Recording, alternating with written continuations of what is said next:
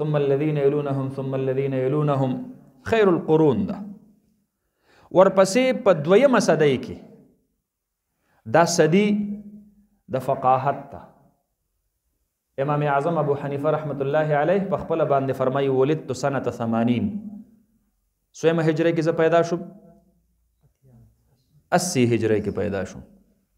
تاسو پوه شئ په خبره باندې پته لګي چې امام اعظم رحمت الله علیه کله اجتهاد او استدلال شروع کاو نو بس دا تقریبا د دویمه صدی هجری د آغاز. نو دا دویمه صدی پدې کې مجتهدین الله پیدا کړل. دریمه صدی هجری دا بیا د محدثینو ده، د تدوین د علم حدیث ده. دې کې الله بیا څوک پیدا کړل؟ محدثین پیدا کړل. نو په محدثینو کې قدم الصدق دا امیر المؤمنین فی الحدیث محمد بن اسماعیل البخاری رحمه الله تعالی. مؤمنانو د پاره الله رب العالمین په علم حدیث کې رجل کامل قدم الصدق دا څوک ورته ورکو؟ امام بخاری رحمه الله ورته ورکو. تاسو پوه شئ په خبره باندې.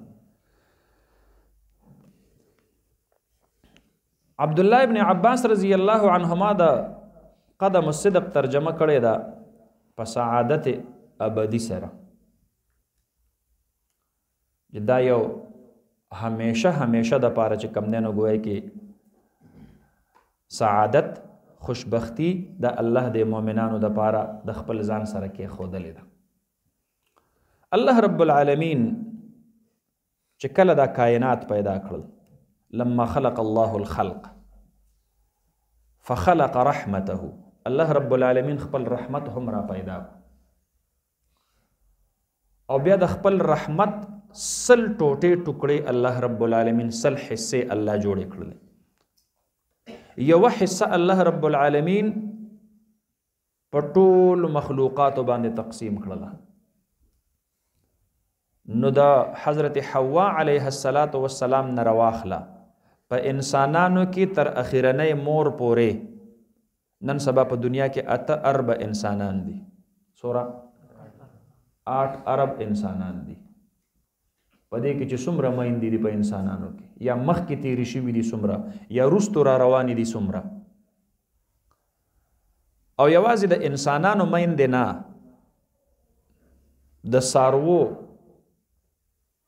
د مارغانو، د میانو چې څومره زیروح څیزونه دي، په هغې ټولو کې چې د مور په بچي باندې کوم ترس راځي، حدیث مبارک کې راځي تر دې پورې چې دا ساروی په اخور کې په خپو کې بچوړې پروت وي او د خپې د کې خودو ځای نه وي او د یو په دقه شانته په هوا کې نیسلی. نبی علیه السلام فرمایي دا هم د الله د هغې ترس او د رحمت نه یو حصه ده، یو برخه ده کوم چې الله په ټولو کائناتو کې میندو ته په خپل اولاد باندې نصیب کړی ده. نو دا ټول انسانان، دا ټول مخلوقات، دا ټول حشرات، دا ټول مرغان، دا ټول میان، دا ټول زیروح سیزونه چې په زړه کې ترس لري، هغه د ابتدای کائنات نه راواخله تر انتهای کائنات پورې دا د الله د رحمت هغه یوه حصه ده. یو کم سل حصې الله د محشر میدان له سنبال کړي. نو دا به ټول په ټوله الله رب العالمین د خپلو بندګانو ته متوجه کړي، نیکانو بندګانو ته. تاسو پوه شولې په خبره باندې. نو یو مور په خپل اولاد څومره خفه کېږي، بیا د ټولې دنیا د میندو همدردي چې رایوځای کړي د خپل اولاد سره، کو دا میندې په څاروو کې وي، کو دا میندې په مرغو کې وي، کو دا میندې په چرګو چرګوړو کې وي، کو دا میندې په انسانانو کې وي. نو چې د ټول کائنات د ابتدا نه تر انتها پورې دا ټول ترس او رحمت را یوځای کې او دا د الله د رحمت یوه حصه وي صرف. نو نبی علیه السلام فرمایي سم خیال دی چې کله الله دا سل واړه برخې د خپل رحمت د خپل بنده ته متوجه کړي، ډېر بدبخته به وي چې هغه به په دې کې د الله د رحمت نه بهر پاتې کېږي. نو عبد الله ابن عباس رضی الله عنهما فرمایي چې ان لهم قدم صدق عند ربهم، د دوی د پاره د الله رب العالمین په نسبت باندې یو ډیر ازلی سعادت ته.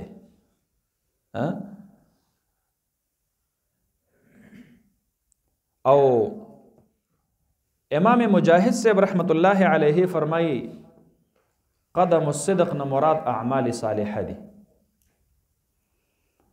قدم نه مراد عمل دی، صدق نه مراد صالح دی. یعنی اعمال صالحه د انسانانو دا د الله رب العالمین سره محفوظ دي، دا ضایع کیږي نه، دا ختمیږي نه، د دې فایده او د دې نتیجه دا به انسان ته خامخا ملاویږي. فاما من ثقلت موازینه فهو فی عیشة راضیه. او امام قتاده فرمای ان لهم قدم صدق، د دین مراد شفاعت د جناب نبی کریم صلی الله علیه وسلم ده.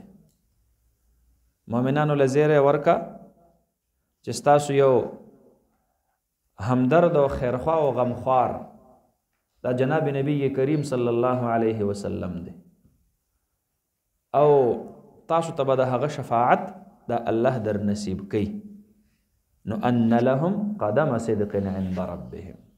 تاسو دا ټول تفاسیر د ځان سره په نقطو کې ولیکل. شاباس، جزاکم الله. نو بیا وروسته فرمایي چې قال الکافرون ان هذا لساحر مبین. نو کافران وایي چې دا نبی علیه السلام خو جادوگر واضح دی. هذا کې مشار الیه څوک دی؟ محمد صلی الله علیه وسلم. ان هذا دا نبی علیه السلام. نو د نبی علیه السلام معجزات یې تعبیر کړل د سحر نه. معجزه هم خارق العادت وي، سحر هم خارق العادت وي. دوی د معجزې او د سحر ترمنځ فرق ونه کړلی شو، یا خور ته پته د خداغي باوجود قصدن عمدن دوی وایي یعرفونه کما یعرفون ابناءهم. خور ته پته ده چې نبی علیه السلام نبی برحق دی. څنګه چې د خپل بچی دا ورته معلوم دي، داسې ورته نبی علیه السلام مبارک معلوم دی. خو ضدن او عنادن نبی علیه السلام مبارک باندې دا آواز ولګو ان هذا لساحر مبین. الله رب العالمین فرمایي ان ربکم الله، ستاسو رب الله رب العالمین دی. الذي خلق السماوات والارض في 6 ايام. هغه الله چې پیدا کړی دی دا اسمانونه او دا ځمکه فی 6 ایام په اندازه د شپږو ورځو کې. ان ربکم، ستاسو رب د لفظ کې الله رب العالمین د انسانانو ته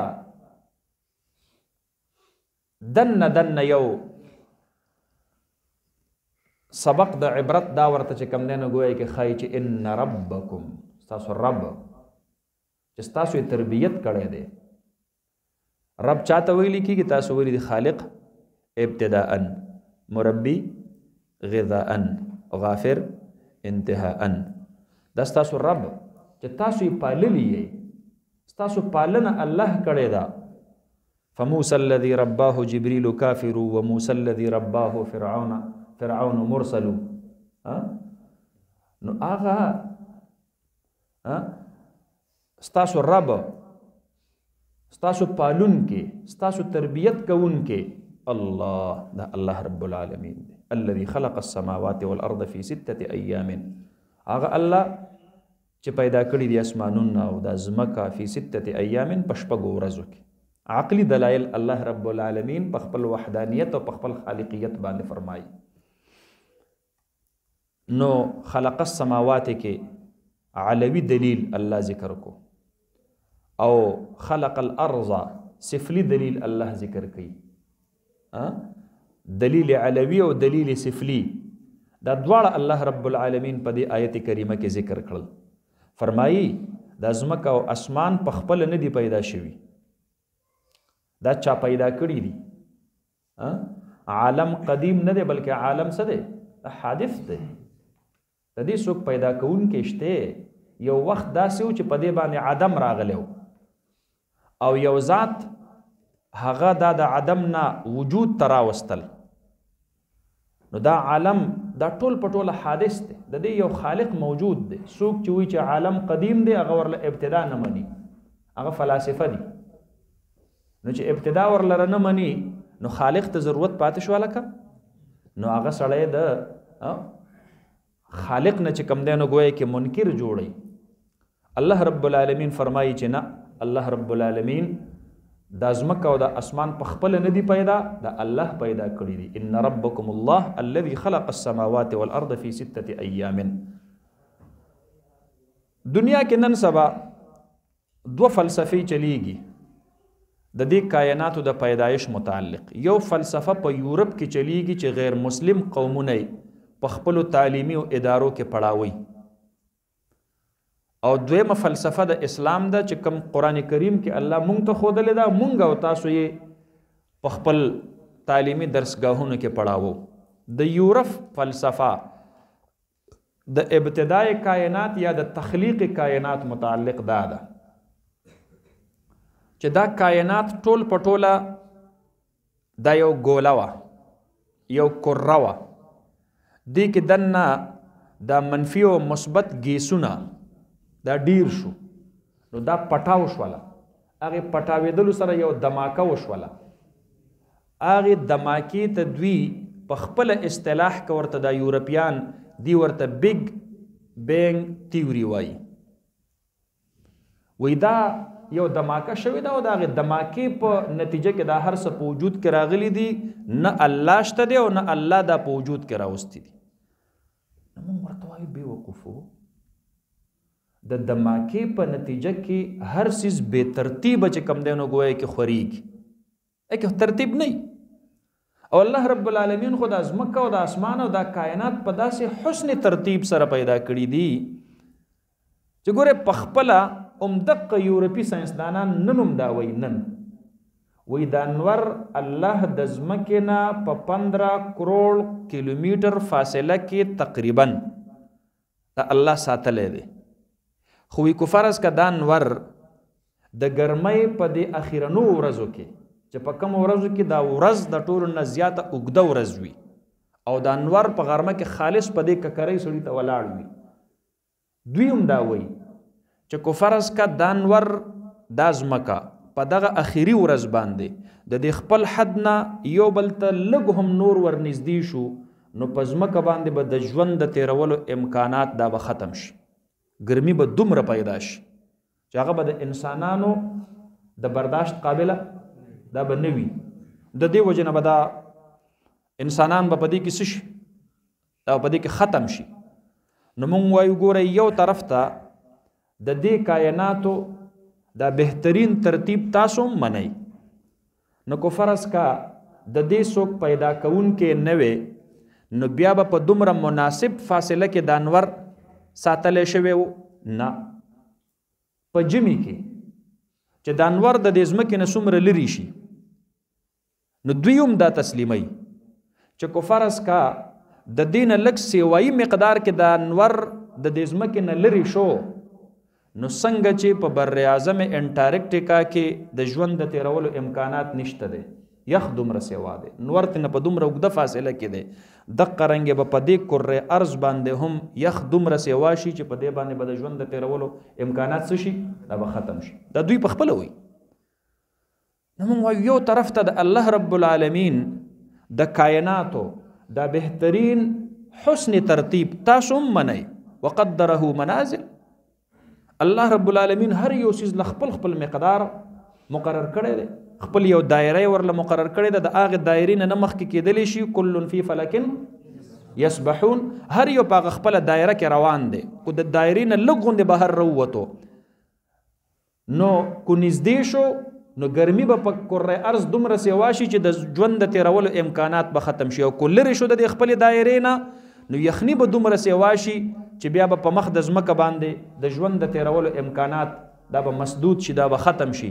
نو موږ وایو یو طرف ته د الله رب العالمین د دې کائناتو هغه بهترین نظم و نسق منئ، او بل طرف ته تاسو وایئ چې دا کائنات دا چې کم دی نو ګویا کې د یو دماکې په نتیجه کې په وجود کې راغلی دي. نو دومره لوی بېوقوفه به څوک وي، دماکه چې کله وشي په کوم ځای کې نو ګوره کوم کور چې څوک جوړی نو ښکلې خښته په خښته باندې کیږدي او بیا کړکۍ په ځای کې کړکۍ کیږدي، د روشندان په ځای کې روشندان کیږدي، د شیشې په ځای باندې شیشه ولګوي، په اق ځای کې چې کله دماکه وشي نو هغه هر یو سیس نه په خپل خپل ځای باندې دغه شي او کنه ټول تتر بتر شي او تتر بتر شي کنه، نو بیا خو به دا ټول کائنات تتر بتر په نظر باندې راتلل. حالانکه داسې نه ده، الله په دومره بهترین ترتیب سره دا کائنات پیدا کړی دي. کوم ځای چې الله دنګ پیدا کړی دی نو هغه ځای نه الله هغه سطح مرتفع ورله دومره دنګ پیدا کړی دی چې په هغې واوره ورېږي، په هغې بارانونه کېږي، د هغې نه د اوبه په ښکته باندې راچڼېږي، زی زی زی زی په لاره باندې ترنه خلک خپلې فایدې اخلي. هغه دریاب ته ور ورسېږي، دریاب الله په کره ارض کې په داسې ځای پیدا کړی دی چې په هغې د انور زیاتې شعاګانې لګي، ډېر بخارات ترنه په هوا کې الله اوچتوي. هغه بخارات الله د سیلو په ذریعه باندې وړي او بیا یې په دنګو دنګو غرونو باندې د واورې او د باران په شکل کې وري، او دا د اوبو د چڼېدلو چې کوم دی نو یو نظام الله قایم کړی دی. نو دا د دماکې په شکل کې په وجود کې داسې حسن نظم او حسن ترتیب راتللی شي نشي راتللی. نو دا د دې غټ بیوقوف توب دی. سره د دې نه چې ځان ته لوی لوی فلاسفران وایي، ځان ته لوی لوی دانشوران وایي، مونږ ته هم وایي اعلی تعلیم د حصول دپاره هلته لاړم. اعلی تعلیم دی کو اعلی جهالت دی؟ تاسو پوه شولې په خبره باندې که نه؟ نو الله رب العالمین فرمایي چې داسې نه ده چې دا ځمکه او دا اسمان دا په خپله په وجود کې راغلی دي، نه، دا چا پیدا کړي دي.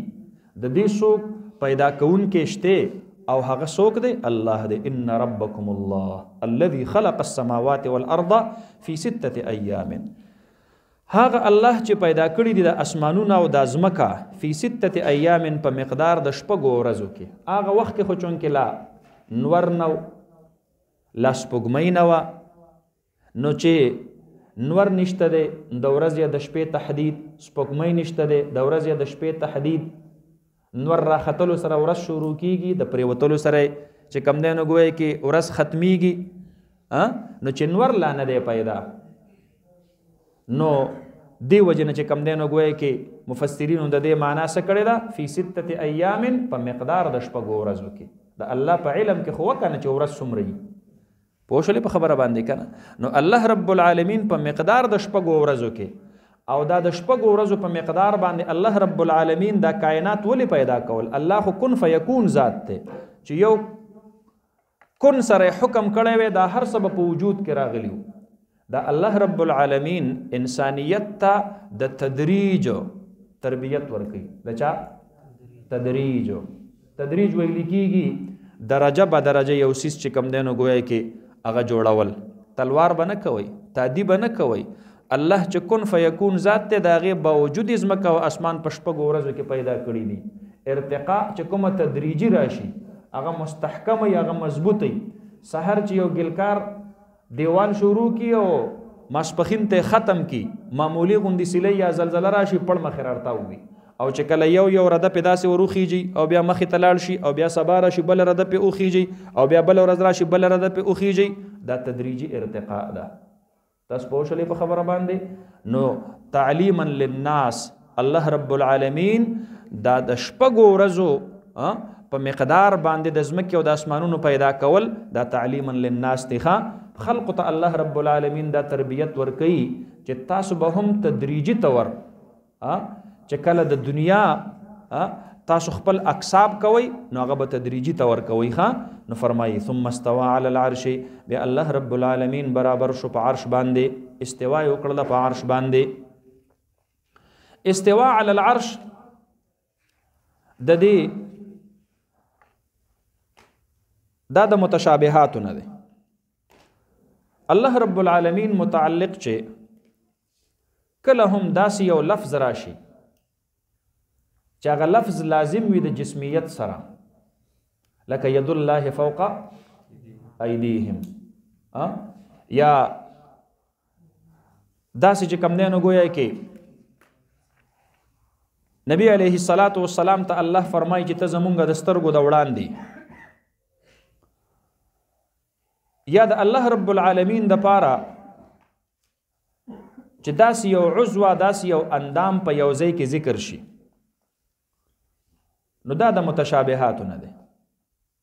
د دې متعلق دو مسلک دي، یو مسلک د متقدمینو دی، دویم مسلک د متأخرینو دی. مسلک د متقدمینو معتزله خو د سره د دینه چورلټ انکار کوي، ځکه معتزله خو د الله رب العالمین صفات د سره منی نه. تاسو پوه شئ په خبره باندې کنه؟ معتزله خو د الله د صفاتونو چوټ انکار کوي. شرح العقائد کې تاسو ویلي دي کنه؟ هغه خو د الله د پاره یو صفت هم نه مني. البته زمون په اشاعره او ماتوریدیینو کې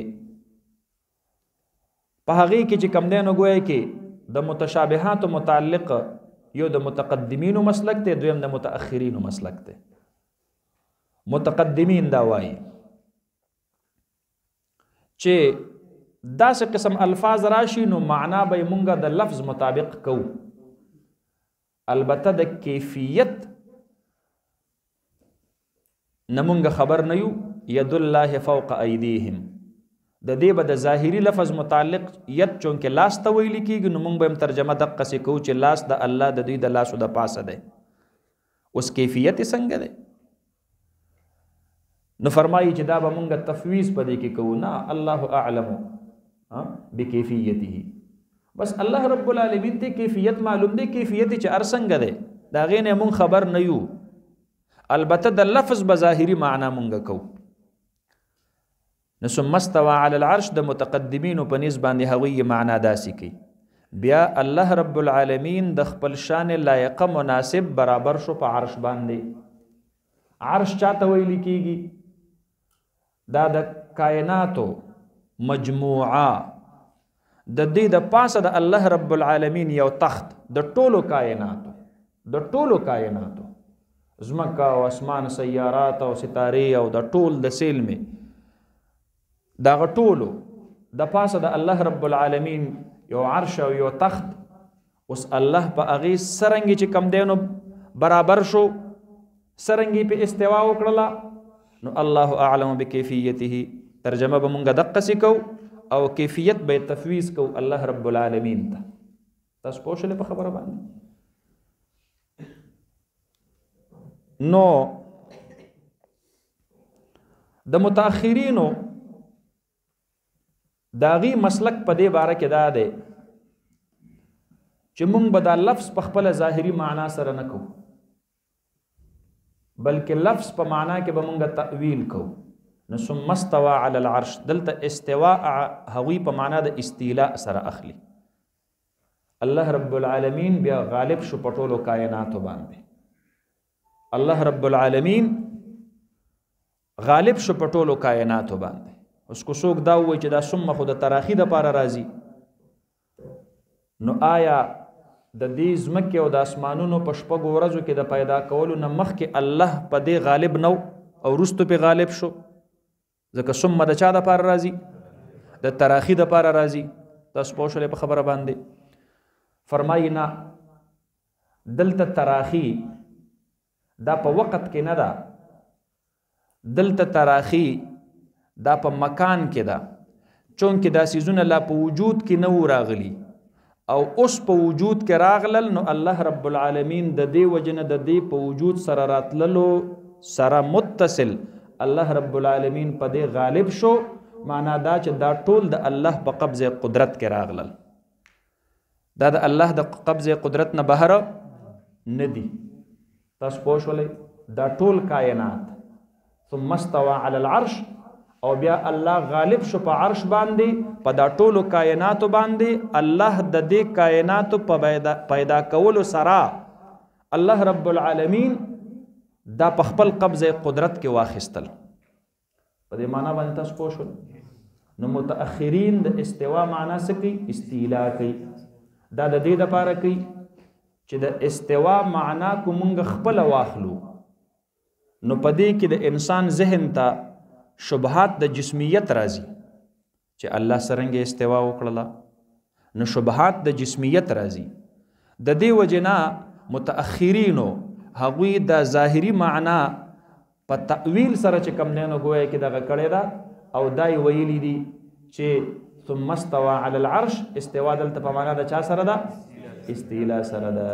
تاسو پوه شئ په خبره باندې ید الله فوق ایدیهم ید نه مراد نصرت ده ید د نصرت ده مونږ وایو کنه خلکو تعالی کې زما سره لګ لاس نه کې د لاس نه مراد مدد وي نو ید الله فوق ایدیهم د الله د نصرت او د مدد ملګرتیا د دوی سره ده نو التهم مونږه دا ترجمه نه کو چې د الله لاس د دوی د لاسو د پاسه پروت دی البته د الله د لاسو د دوی په لاسو د پریوتلو کیفیت الله ته معلوم دی کو دقه سیکو بیا به د متقدمینو هغه معناوي او دا د متأخرینو هغه معنا ده تاسو پوه شولې په دې باندې نو امام مالک صاحب رحمت الله علیه فرمایي چې الاستواء معلوم والکیف مجهول والسؤال عنه بدعة والایمان به واجب شرح فقه اکبر کی هغه فرمایي چې استواء چې کوم ده نو دا معلومه ده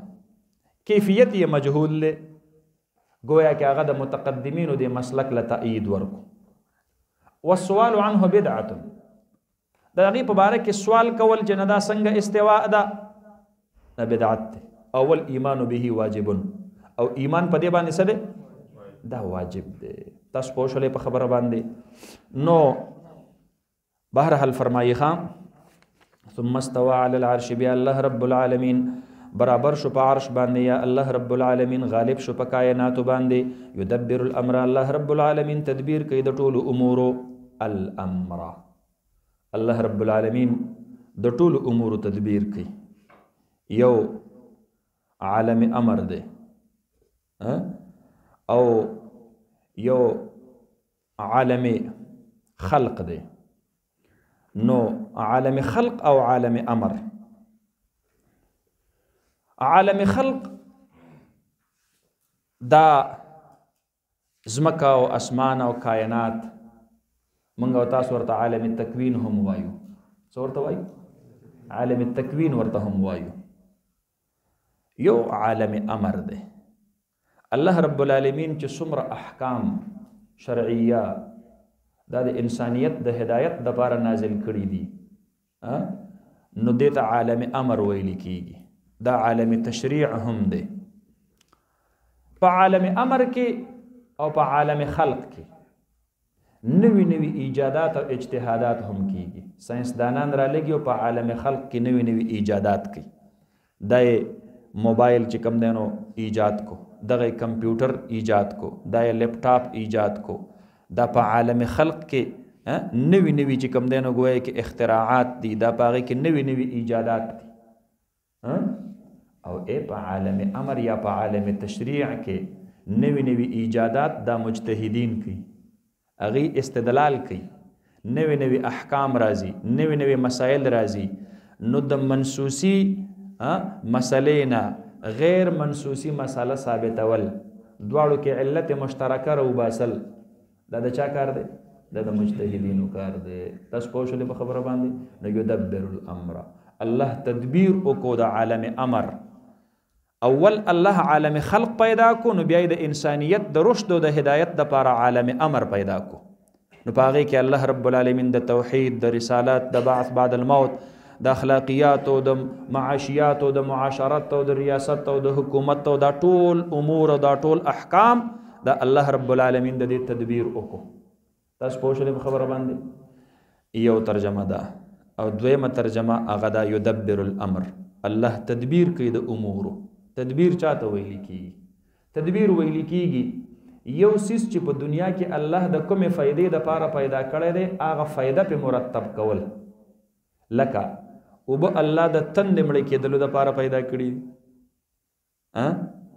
ډوړی الله د لوګي د ختمېدلو د پاره پیدا کړی دا نو الله رب العالمین سره دا اختیار دی چې په اسباب باندې نتایج مرتب کی اسباب باندې څه کی نتایج مرتب کی البته دا اختیار د الله سره شته دی چې کله کله به سبب راشي او نتیجه به مرتب نشي لکه ور د سوځولو د لپاره الله پیدا کړی دی کله کله به ور وي خو سوځول به اون کړلی شي لکه ابراهیم خلیل الله علیه السلام لکه ابو مسلم خولانی رحمه الله تعالی چې د ختم نبوت د وجنه د هغه وخت چې کم دینو ګویا کې دروغجن پیغمبر اسود عنسی دی ورته ورتاو کو ابو مسلم خولانی رحمت الله علیه باندې الله رب العالمین ور ګل گلزار کو لکه عمار ابن یاسر رضی الله عنه چې کفارو په ور باندې د پاسه سملولې او نبی علیه الصلاۃ والسلام مبارک په ورغه نو خفش مکی دور د جهاد حکم لاشته دینا